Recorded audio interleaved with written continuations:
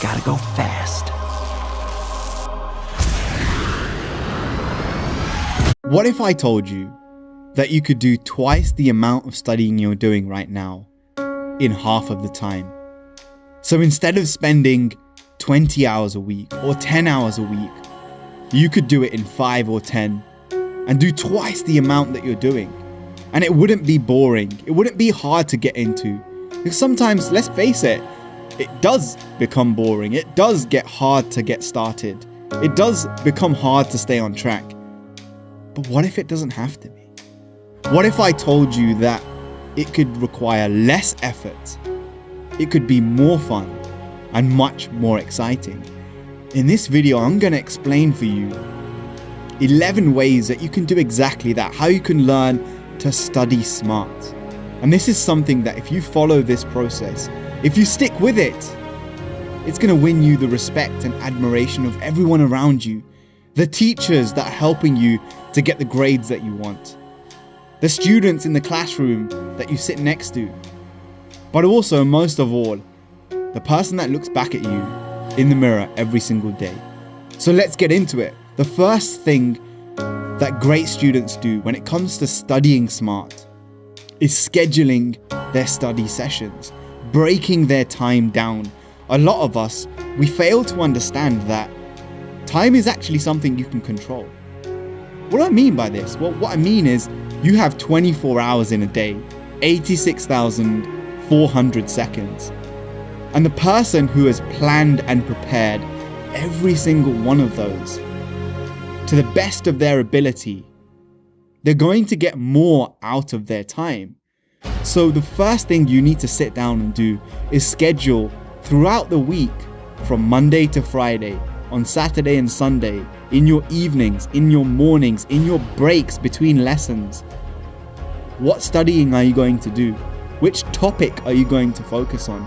So that when you sit down at the desk, you haven't left anything to chance, but you've scheduled in exactly what you're going to do. So it requires less brain power, precious brain power that you need to focus on learning, to focus on studying effectively. It's not used up in deciding what you're going to do, how you're going to do it. It's already laid out for you. I want you to imagine the life of an athlete, the life of a boxer preparing for his final fight. They don't leave these things to chance. Their meals, their training regimen, the things that they need to work on has been planned beforehand, and you can use the people around you to help you do that. The second thing that you need to focus on is what we call the Ebbinghaus curve. And basically what it means is you forget things over time. So if you learn something today, tomorrow you may remember 50% of it. The day after you may remember 25%. And within a week, you might only remember 5%. That's the way that your brain works. The quicker you understand this, the quicker you can factor this in to your studying regimen. So let's take a look at this. You use a technique called spaced repetition. So if you study a topic on day 1, you want to come back to it on day 3, day 5, day 7, and space your repetition out. The more you repeat things, the deeper the memory becomes. And that brings us to the next tip, which is depth of processing. When you take in information, if you want to remember it more effectively, a very powerful way of doing this is to remix that, is to change that information. So if you're looking at information in a textbook, think of a rhyme, think of a pattern, maybe make a video, maybe make a colored diagram, an illustration to help you to change that information, to help you remember it at a deeper level. You don't just want to read it and study it and then regurgitate. You want to change it in some way. So the next thing is get to your spot.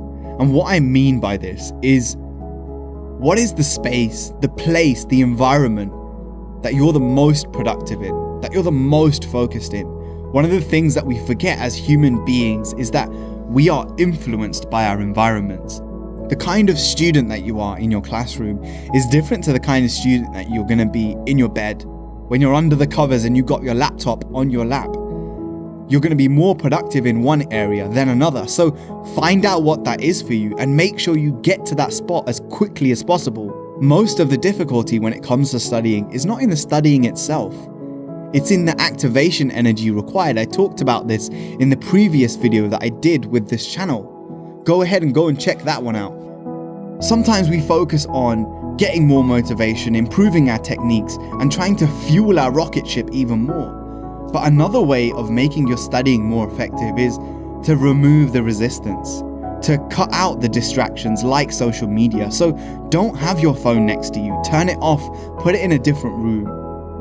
Remove any kind of distraction, and I'm talking about people, your dog. Put your dog in a different room if you have a pet or an animal that distracts you. Go somewhere where you cannot be distracted, and the only single thing that you can do is focus on the most important thing, and the most important thing is studying, revising, learning, removing those distractions so less effort and energy is required for you to focus, and you can use it on what's important. And that brings me to the next point. You want to work at 2 levels. So increase your fuel and your motivation to study. Think about and write down, tell people why you're doing this. I'm doing this because I want to become a doctor, an engineer, an entrepreneur, a social activist, a campaigner. And at the same time, remove the blocks that are stopping you. Remove the activation energy required for you to start studying. So before you go to bed at night, have your notebook out and ready on your desk. Make sure it's free of any clutter. Even have the pen ready. So the only thing you have to do is sit down and start taking notes. You don't even have to write the title or the date because those things are already done. And what you want to realize here is that success is a setup. It's not an accident, so make it happen that way. Plan and set yourself up for success. Habits. Let's talk about habits. Because as much as you want to be motivated, if you want these things to be effortless, you need to build habits. Now think about brushing your teeth every morning. When it comes to brushing your teeth, it doesn't require motivation. You don't watch a motivational video for you to brush your teeth, or for you to go to the toilet, or for you to put your shoes on in the morning. The only thing you do is you do the habit. And so by building habits, you make it easier and easier for you to execute the thing that you need to do. Habits don't require motivation. So how do you build the habit of studying effectively? You start small. You start with a small habit and you progressively make it harder and harder. So you might start off at the beginning with doing 10 minutes in the morning. And then your goal is simply to be consistent for 2 weeks, just studying 10 minutes every morning, very focused, very effective. And then you make it 15 minutes, 2 weeks again, very focused, very effective. And then you move to 20 minutes. And the next thing you know, you're doing 2 hours every single morning before you even get to school, college, or university. And you graduate your habits gradually over time. The problem that a lot of us have is we try and do too many things at once, focus on one thing. And that brings me to my next point. Know what it is that you're looking for when it comes to revision, when it comes to studying. So be smart about it. You don't have to learn everything. The examiner, the teacher in the classroom, know what it is that they are looking for. Play the game, because this studying game that you're in right now, this period of your life, some of the things that you're learning are functional and some of the things that you're learning are lifelong practical things. So know the difference. If there is something that you need the examiner to see, if there is a way that you need to present your essays, if there's a way that you need to present the information, give it to them that way. Hard work is going to beat talent when talent doesn't work hard, which brings me to my next point. It's not just about your genetics. It's not just about what you're capable of. You might be the smartest student in that classroom, just like I was, but if you don't work just as hard as the 20, 30 other people in that room, they're going to beat you. They're going to destroy you. And when it comes to that day at the exam, they put in more hours than you. They studied better than you. They looked at past papers. They spoke to other students about what they needed to do. And they were just sharper when it came to that moment, like a samurai who keeps his sword sharp. When the moment came to strike, they didn't hesitate. They only needed one opportunity, and I want you to be as sharp as you possibly can. So focus on putting in the hours. So we got 2 more points left, and these are probably the most important. I need you to really hear me now. When you study, I don't want you to study like a student. I don't want you to study like anyone in your classroom. I want you to study like a lecturer. Now imagine the way that your teacher or your lecturer studies for the classroom. If they were sitting that exam, if they were sitting down for that study session, what are the things that they would do differently? What are the books that they would read differently? What kind of research would they do? And really get yourself into their shoes, into their mindset, because that's what's going to take you 10x forward. It's going to take you 10 steps further than you are at the moment. If you think like a beginner, you're going to prepare like a beginner. But if you learn to think like a master, like the lecturer, like the person who's teaching everybody else, what level of preparation would that require? And then act in accordance with that.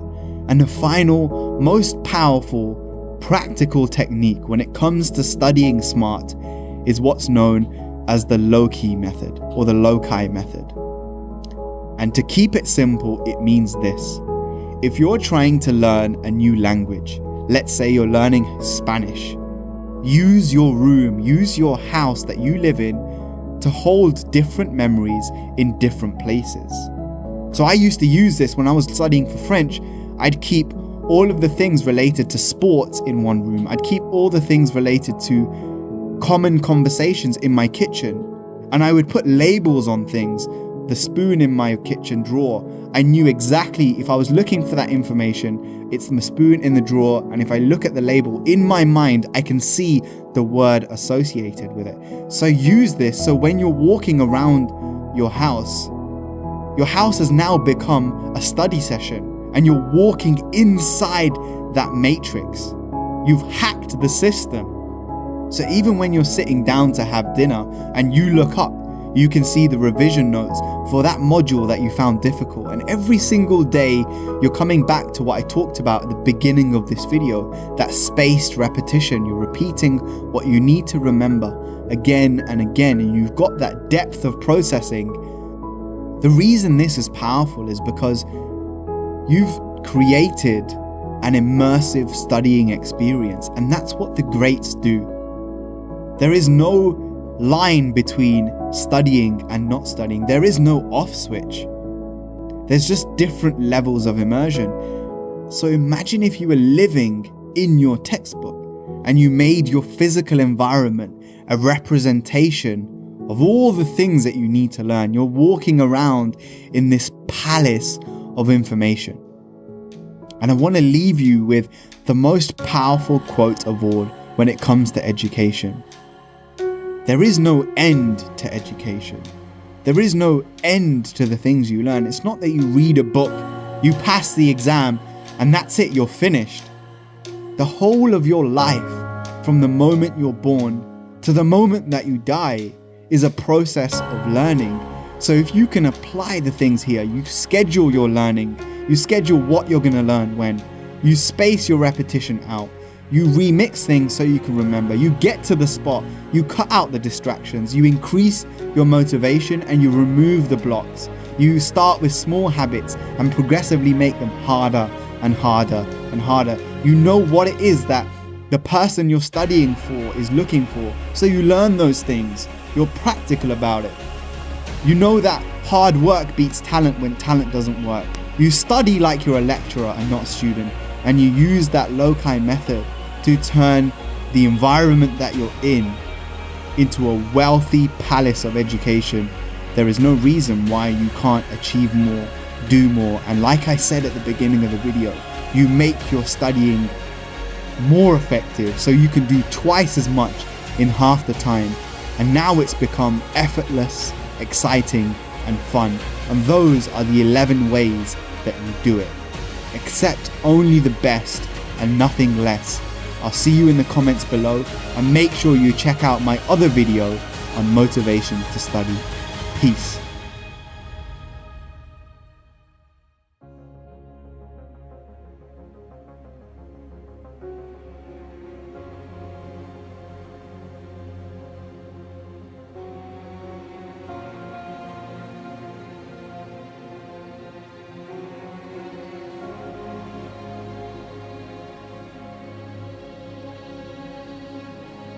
I'm sorry, Major. What was your name? Benny. Nobody cares.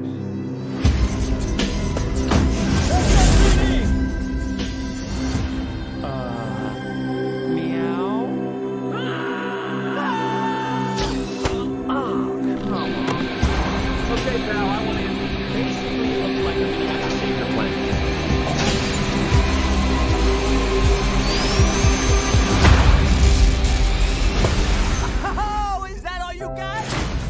No, but thank you for asking. Uh-oh. Whatever this creature is, our job is to secure it, neutralize it, see what makes it tick.